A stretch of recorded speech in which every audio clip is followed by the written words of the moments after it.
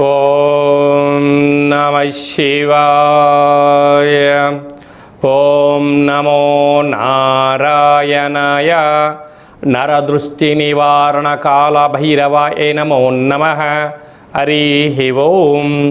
మా ఛానల్కి స్వాగతం. చూస్తున్న వీక్షకులకు ప్రేక్షకులకు ప్రియ కాల భైరవ భగవద్బంధులకి స్వాగతం పలుకుతూ మమ్మల్ని ఎంతగానో ఆదరిస్తూ ఉండబడినటువంటి ప్రియ సోదర సోదరీమణులకు, జ్యోతిష్య అభిమానులకు, సనాతన ధర్మ సంరక్షణ అందరికీ కూడా వైశాఖ మాస పూర్ణిమ శుభాకాంక్షలు. విశేషమైనటువంటి ఈ వైశాఖ మాసంలో పూర్ణిమ గగనంలో ఆకాశంలో ఎంత వెలుగు ప్రసాదిస్తుందో అలాగనే శ్రీ లక్ష్మీ సమేత నవనారసింహ స్వామికి ఆశీస్సులు అందరిపైన ఉండాలని, అందరినీ చల్లగా చూడాలని కోరుకుంటూ మనసారా ఆశీర్వచనం. ద్వాదశ రాశుల్లో గ్రహ గమనాలు వీక్షింపచేద్దాం. 1/5/2026 నుండి 15/5/2026 వరకు ద్వాదశ రాశిలో గ్రహ గమనాలు వీక్షింపచేద్దాం. మేషరాశిలో ఏడాది తర్వాత రవి భగవానుడు సంచార స్థితి, అక్కడే బుధ సంచార స్థితి, బుధాదిత్య రాజయోగము మరియు శుక్రుడు స్వక్షత్రకారకుడు వృషభ రాశిలో, మిథున రాశిలో దేవగురు బృహస్పతి సంచార స్థితి, సింహరాశిలో కేతు సంచార స్థితి, కుంభరాశిలో రాహు సంచార స్థితి, మీనరాశిలో కుజుడు మరియు శని భగవానుడు సంచార స్థితితో ద్వాదశ రాశుల్లో గ్రహ గమనాలు ఈ విధంగా ఉన్నాయి. సింహరాశి మిత్రులారా, తస్మాత్ జాగ్రత్త. అష్టమంలో కుజశనుల కలయిక, తస్మాత్ జాగ్రత్త. సింహరాశిలో ఏ నక్షత్రాలు వస్తాయనగా మఖా నక్షత్రంలోని 4 పాదాలు, పుబ్బా నక్షత్రంలో 4 పాదాలు, ఉత్తరా నక్షత్రంలో 1 పాదం కలిపితే సింహరాశి. రాశాధిపతి రవి భగవానుడు. వీరికి రాశిలోనే కేతు సంచార స్థితి, సప్తమంలో రాహు, ఏడాది తర్వాత అష్టమంలో కుజశనుల కలయిక మహా అనుకూలం కానటువంటి కాలం అని చెప్పి గమనించగలగాలి. అష్టమం అనగా ఆయుస్థానము కనుక అనారోగ్యానికి గురవ్వడం, శత్రులు పెరగడం, చిన్న చిన్న విషయాలు చిలికి పెద్దగవడం, మనశ్శాంతి లేకపోవడం, యంత్రాలతో ఆయుధాలతో ప్రమాదాలు పొంచి ఉన్నాయి. కనుక మీ జన్మ నక్షత్రం రోజున, ఆదివారం రోజున మరియు మంగళవారం రోజున, శనివారం రోజున ఆవేశానికి వెళ్ళొద్దు. పంతాలకు దూరంగా ఉండండి, పట్టింపులకు దూరంగా ఉండండి. మౌనమే శరణ్యంగా భావించగలగాలి. లేకపోతే ఇంట్లో, సమాజంలో, ఉద్యోగంలో ఆర్థిక ఇబ్బందులు, చెయ్యని తప్పులకు మీరు భారీ మూల్యం చెల్లించక తప్పదు. కనుక అదే కాకుండా ఏడాది తర్వాత భాగ్యస్థానంలో రవి బుధ సంచార స్థితి, బుధాదిత్య రాజయోగం చాలా మంచిదే. కానీ అక్కడ పరిస్థితుల ప్రభావం చేత ప్రభుత్వ ఉద్యోగంలో పనిచేసేటువంటి వారందరూ కూడా ఓర్పు, నేర్పు, సమయస్ఫూర్తి చాలా అవసరం. అలాగనే రాజ్యస్థానంలో శుక్ర సంచార స్థితి ఉన్నాడు కనుక ధనాన్ని అధికంగా ఖర్చు పెట్టకుండా మౌనంగా ఉంటూ సత్ప్రవర్తన చాలా అవసరం. కనుక ఇలాంటి కాల సమయంలో ఈ పూర్ణిమ తిథి యందున తెల్లటి నీటిలో ఉప్పును వేసి అందులో కుంకుమను వేసి చంద్రభగవాన్ని దర్శించి ఆ యొక్క తిలకాన్ని దిద్దుకోగలిగినట్లయితే విపరీతమైన గ్రహదోషం తొలగి ఐశ్వర్యం, ఆనందం సింహరాశి వారు సొంతమవుతుందని చెప్పి గమనించాలి. మనకు ఈ విధంగా వైశాఖ మాసం అంతను కూడా అద్భుతమైన ఆధ్యాత్మిక మాసము. అంటే సకల దేవతలు జన్మించినటువంటి కళ్యాణ మహోత్సవ కార్యక్రమాలను కూడా మనం చూసుకుంటూ ఉంటాం.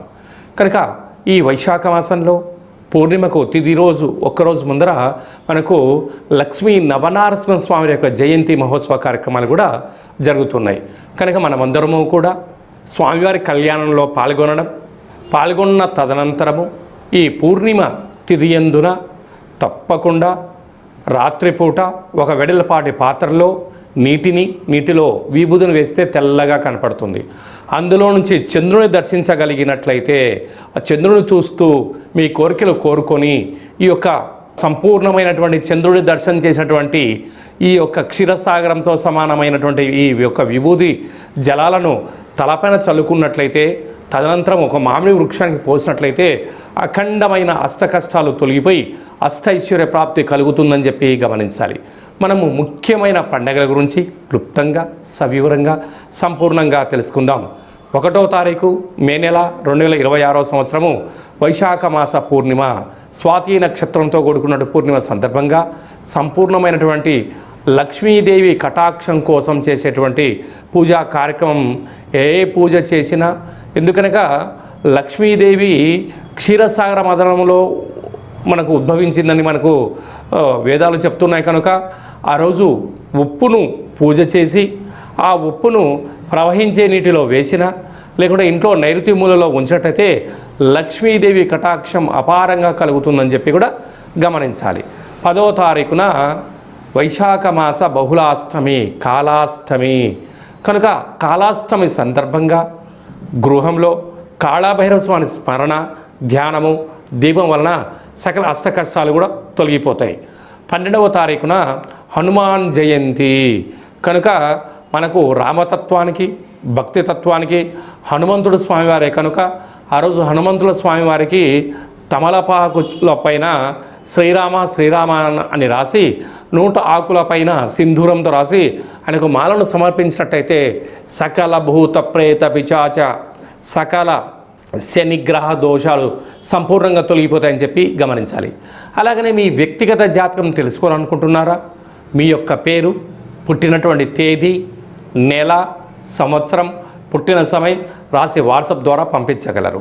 అలాగనే డేట్ ఆఫ్ బర్త్లో లేనటువంటి వారు మీ యొక్క పేరు, మీ యొక్క ఫోటోను వాట్సాప్ ద్వారా పంపించగలిగినట్లయితే గవ్వళ ద్వారా, రమణ శాస్త్రం ద్వారా, కాళభైరవ ఉపాసన చేత భూత భవిష్యత్ వర్తమానాన్ని తెలియజేయడం జరుగుతుంది. మీ డేట్ ఆఫ్ బర్త్లు పంపించినట్లయితే 100 సంవత్సరాల జాతకాన్ని రాసి పంపించి మీరు పుట్టినప్పుడు గ్రహ గమనాలు ఎలా ఉన్నాయి, ప్రస్తుతం ఎలా ఉంటున్నాయి, భవిష్యత్తులో ఎలా ఉండబోతున్నాయో సవివరంగా సంపూర్ణంగా తెలియజేయడం జరుగుతుందని చెప్పి గమనించాలి. అపాయింట్మెంట్ తీసుకొని సంప్రదించగలరు. అందరికీ శుభాన్ని, జయాన్ని, ఐశ్వర్యాన్ని, ఆనందాన్ని ప్రసాదించాలని మనసారా ఆశీర్వచనం.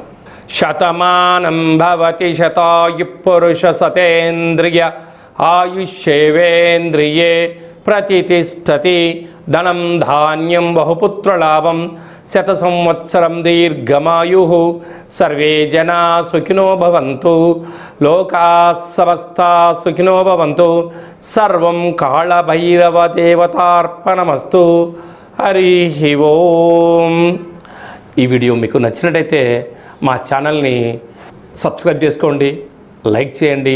ఈ ఆధ్యాత్మిక భక్తి సమాచారాన్ని భగవద్బంధులకు, మిత్రులకు చేరవేసి హిందూ ధర్మాన్ని కాపాడండి.